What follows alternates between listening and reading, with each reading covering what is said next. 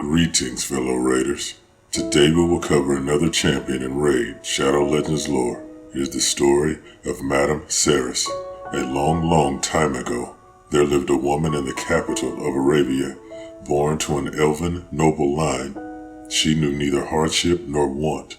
Serris, for that is what she had been named by her loving mother, was a shrewd child and greedily consumed whatever knowledge her private tutors could provide. It was not long until her magical aptitude manifested, and the young girl had been granted an education in matters arcane. In time, Serris grew up to be a great mage. She was talented, daring, and fiercely intelligent, but no matter how far she pushed her talents, it was never enough. Her ultimate goal was simple, crude even, but so very desirable: eternal life and youth. And to achieve that, she delved into the forbidden lore, carefully at first, cautious of what horrors it might unleash.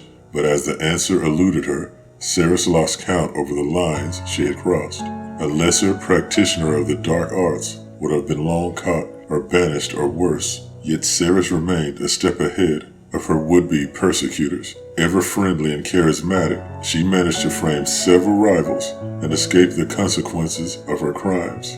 And so, as years passed, she slowly puzzled small pieces of lore together, crafting a ritual that she believed would grant her unfading beauty. It required a great deal of preparation, exotic ingredients, and worst of all, the sacrifice of her own blood. Deep in the darkest night, Serris gathered all the required reagents and went about brewing her wondrous elixir. Sadly, not everything went according to plan.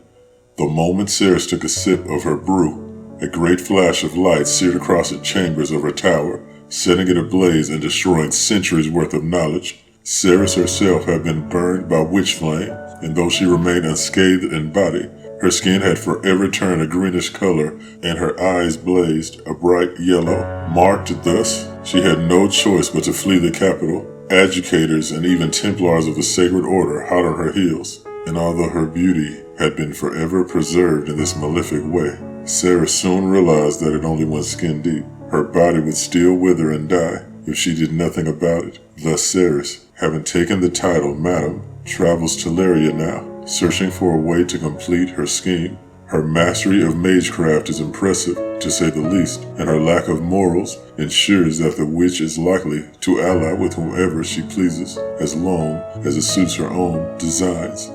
And that is the story of Madame Serris. Till next time, my fellow raiders.